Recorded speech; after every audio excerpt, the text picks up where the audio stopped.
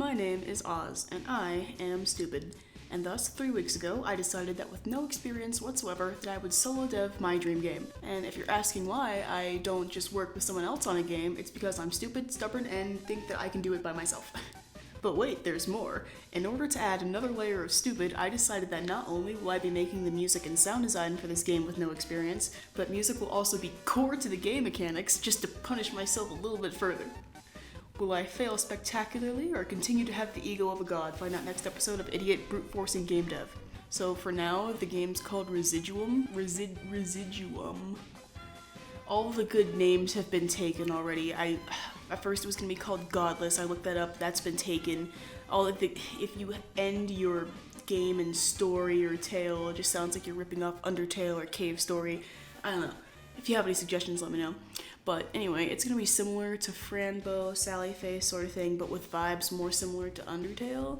It's like a puzzle-solving RPG set in a post-Rapture world, assuming the world ended in 2012, where Earth has fallen to like hopelessness, pollution, radiation, and there's gonna be these two other species that have come to inhabit the Earth. One of them is like a sinister race that feeds off of humanity's wickedness, and the other one's something like an advanced alien race that wants to save a habitable planet, which is a rare resource, from dying due to human incompetence.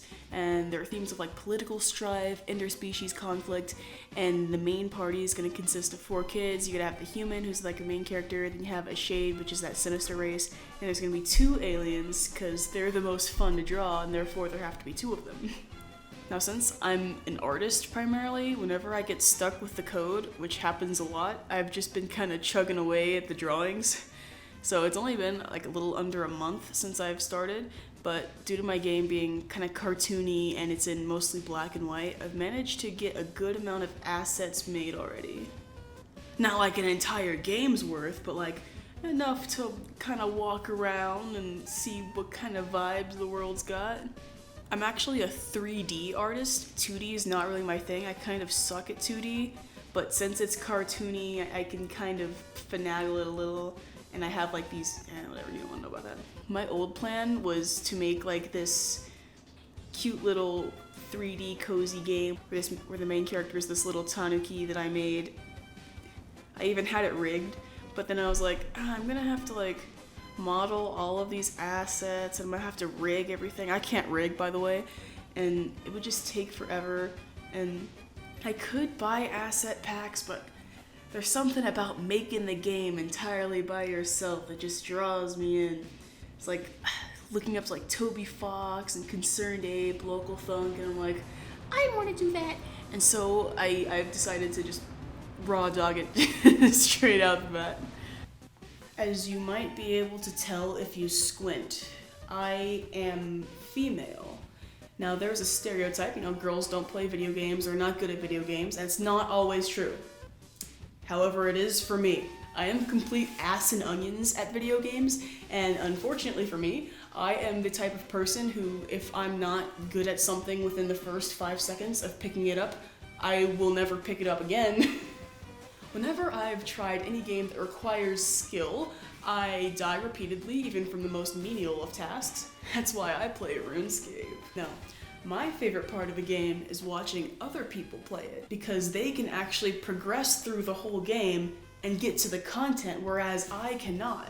As a teenager, I watched every PewDiePie, Markiplier, Jacksepticeye, High School, Vanoss Gaming. I watched all of them, everything that they put out, and I still enjoy watching streamers play stuff today, Northern Lion. Fuck, who else do I watch?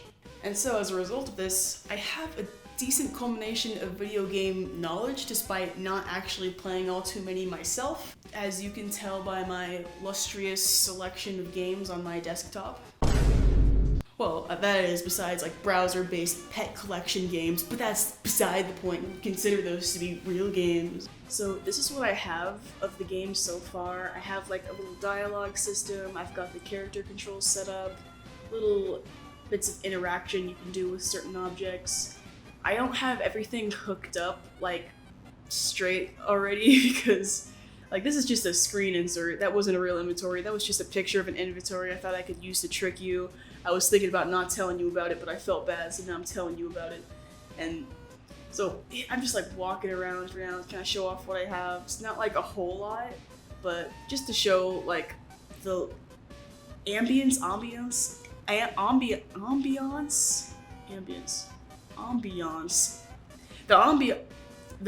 that I have going on. See, I have like some little puzzles. This one actually works. The answer is egg, because it was like, oh, what comes first, the chicken or the egg? I am not going to keep this exact puzzle in, because it's just like, oh, I walked into a room, it had a puzzle, I did it and nothing happened. Now, once our main character walks onto this main street, you see like all these little guys, all these little shadow guys I got in the foreground. That's going to be really tied into the plot of the game. I'm not really going to go into it yet because, you know, don't want to give away the entire game like already. But anyway, the first time the character walks down there, there's probably going to be like a cutscene or something. Haven't exactly figured out how to code that yet, but I haven't looked into it.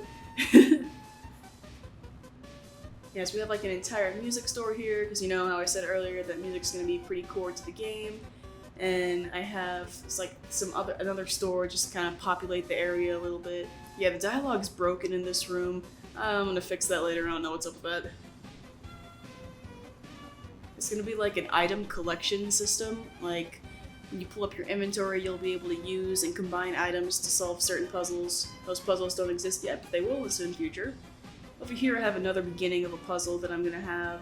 It's going to have like this little steam valve thing that you have to like turn, but I know just right now it's just like a machine sitting there, and this empty door is going to have something in there as well that'll pertain to the machine. And over here, this place hasn't been properly hooked up with like the colliders to not make the character absolutely minuscule when she goes too far to the right. Because as you'll see here, yeah, she turns into an ant, which isn't quite ideal. Because I'm trying to do this thing where I'm basically trying to make a 2.5D game, but in 2D. And so I'm having some fun with that. But anyway, thank you for watching Devlog number 1, and watch the next one. Cool, thanks, bye.